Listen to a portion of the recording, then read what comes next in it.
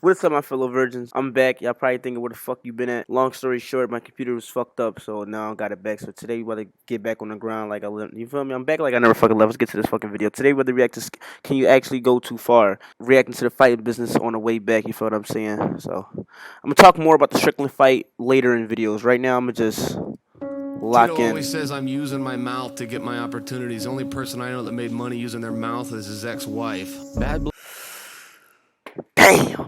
blood is the backbones of MMA's growing popularity, and forever will be.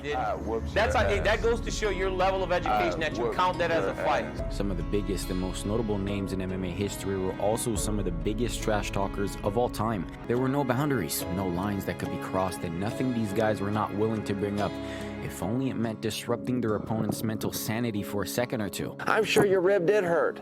Your rib is inside of a coward. That's the problem your ribs got. Got the same problem your hand and feet have. They're attached to you, dummy. But we're in 2024 now.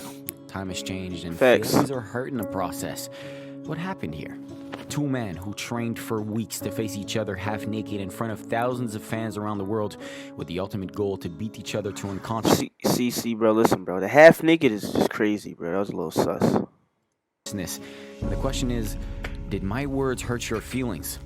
Sean Strickland, who has created his personality entirely on brash and unconventional truth, has openly joked about his traumatic past. You guys are just soft motherfuckers. You gotta get hit by your family more. We need to bring back alcoholism, maybe some drug abuse. Be good for you guys. Went after people's fetishes. Wouldn't you want to hit the guy that, says that you're a fucking, you jerk your dog off? I don't know. First of all, I didn't say he jerked his dog off. He jerked his dog off. I'm just reiterating the video. Pointed out the obvious wag that pretends to be a wife. Find out you're 26. She's fucking 40. The ex-fucking husband lives with you. You took the last name. Motherfucker, she wrote a book on how to be a wag. I didn't even know what a wag was until now, dude. Until now, dude. Is also not angry at Dricus du Plessis for doing the same thing.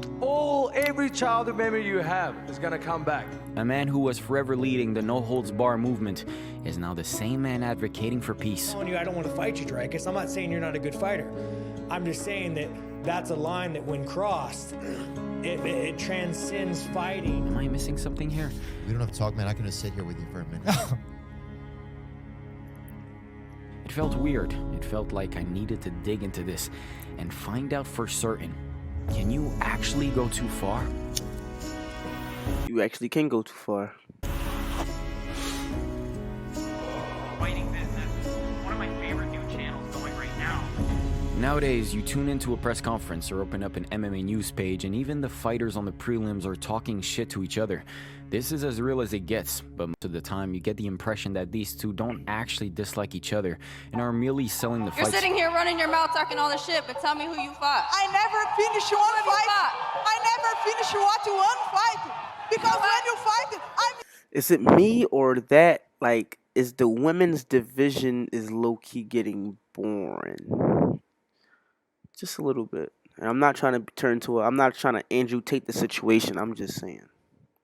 sleep, everybody sleep. Everybody sleep. Fighters get a bonus, the company gets a little extra, and the fans get an extra show. Everyone's happy. But let me introduce you to certain characters. When these guys start talking and the company braces itself for a shit show, Kobe should not be talking. fans grow quite in disbelief, and the other guy takes it as a mortal insult. Some take this too far in an attempt to rant a condo in the other guy's head. Psychological warfare is a thing, and the most ruthless practitioner was Conor McGregor. We all saw what he did to Jose Aldo. For him to say he is the king and I am the joker, if this was a different time, I would invade his favela on horseback and kill anyone that was not fit to walk. But we are in a new time, so I'll whoop his ass in July. Humiliated and bullied him across the globe, and on fight night, Aldo wanted to be anywhere but the octagon. But when Conor headlined the biggest fight in UFC history against Khabib, he targeted far more than the Dagestani's record and fighting career. If you put out this fight, I'm gonna lose what happened to you. Listen, man, my man's McGregor lost the fight, but he won the war. Your family and your team even more. In the main event of UFC 229, on the biggest MMA stage ever, And this is my favorite press conference. Khabib Khabib had more than just the title to defend. Happy birthday, join the bus. I don't drink. Why don't you drink? I don't drink. Why don't you drink? I never drink. I'll tell you some booze at parties. I never drink. You're mad backwards, cunt. His country, his people, his own father. Khabib's father, lick arse of fucking Houlihan. Post a picture of Kadyrov at this mosque. The Chechen people know that if the tables were turned and there was an opportunity for his father to stab that man in the back, he would do it in a heartbeat to take over. And he did not do nothing. And that's why he is a quivering coward, because he showed fake respect out of fear. A loss with so much on the line would have rendered Khabib as the biggest loser in MMA history. Don't let that smelly rat put that hat on your head, Joe. The smell of that thing. But the Eagle ultimately got the last laugh, and this grand-scale psychological warfare backfired, and Conor is still rattled to this day. Others drum up controversy as a means to sell the fight. Okay, maybe the intent on renting a place as well, but Colby Covington, the most brazen personality in the UFC, isn't as calculated as Conor McGregor.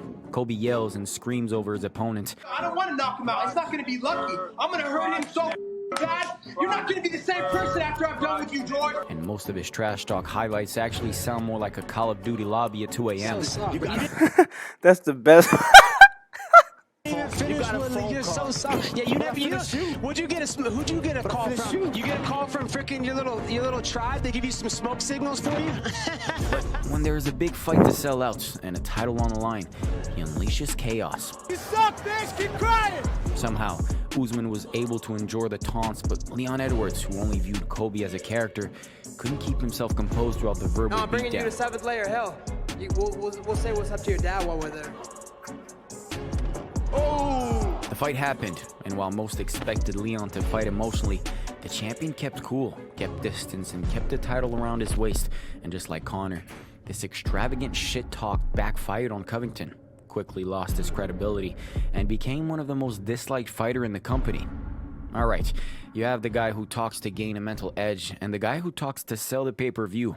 But at the very top, you have Sean Strickland. I highly doubt Strickland, the current middleweight champion, gives a crap about psychological warfare and selling out arenas. He's there to inflict pain, make people bleed. But before he gets to do that, Strickland says whatever he feels like, because this guy has no filter at any point. Oh man, no, if I killed someone in the ring, that'd fucking make me very happy. I think fat shaming is always okay. There's nothing worse than being next to a fat, smelly motherfucker. Friends, family, retired fighters, politicians, even the media guys. If you had a son and he was like, you had a son, he was gay, you'd be like, oh man, you don't want a grandkid? No problem with it. Oh man, well dude, you're a weak fucking man, dude. You're part of the fucking problem. You ask me some stupid shit like that, go fuck yourself. Move the fuck on, man. That doesn't really answer the question. No one is safe from Sean Strickland, and chances are, if you talk to him, he will, at some points, make you uncomfortable. There's another thing with fucking kids these fucking days. Like, since when did suicide become fucking cool? Most guys want no part of going back and forth with Sean because he will one-up you with something even more unhinged. But one brave soul decided that enough was enough. Dricus du Plessis, the unlikely contender, was the first guy, and so far the only guy, to flip it around on Strickland. In one of the darkest press conferences in UFC history, DDP, after listening to a few slurs, Don't let your coach grab your dick no more. dug up some old wounds. Your dad doesn't have shit on me. I'm gonna show you what it's like to Dragons. I mean, every childhood memory you have is gonna come back. And Sean Strickland was spiraled and just kept at it. Went at him in a psycho rage and swore to take his soul. I will take your fucking soul. You understand me, you fucking pussy? Started a brawl in the middle of a crowd, cried on camera. You don't have to talk, man. I can just sit here with you for a minute.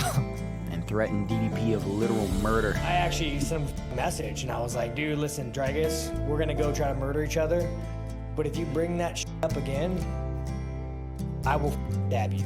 I mean, damn. I guess I should just pose the question one more time. Did Dricus take it too far? It's wrong to involve people who should be kept out. It's a douche move. Some fans may like it and others won't, but... Listen, bro, this little fruity pebble right here, bro. No disrespect to anybody who is, but you should have not brung it up. You know, we're talking about the fight. We're not talking about what happened in my past, you know? That's just drawing, bro. Too far? I don't think so, because this is MMA, and some of the nastiest shit in sports goes down here. Facts. Broken bones, concussions, career-ending injuries, you name it. It's all allowed, with no limits, and that's just how it goes. If your feelings are shattered from a verbal low blow, just hear me out. In a few hours, you'll be locked in with that same individual in a cage where you can legally torture him. Isn't that a beautiful solution? But on the other hand, if you travel down that road, then you best be prepared for counterfire with the same smile on your face. You can't dish it all day long, then cry when shits come back in your face. Strickland has unraveled since that exchange in the press conference, but it's a bit too late to pull the too far too soon card. This no limits, no remorse, no morale trash talk is what defines Sean Strickland. And now that Drick has opened up that mental scar, you best believe his future opponents will do so as well. All is fair in war after all, but hey, all he has to do is win. At the end of the day, that is what matters the most. See, my computer was fucked up, so I couldn't react to it. But right now, as we speak, like right now when I upload this, Dricus is the middleweight champ. So I think y'all know how I'm feeling right now. So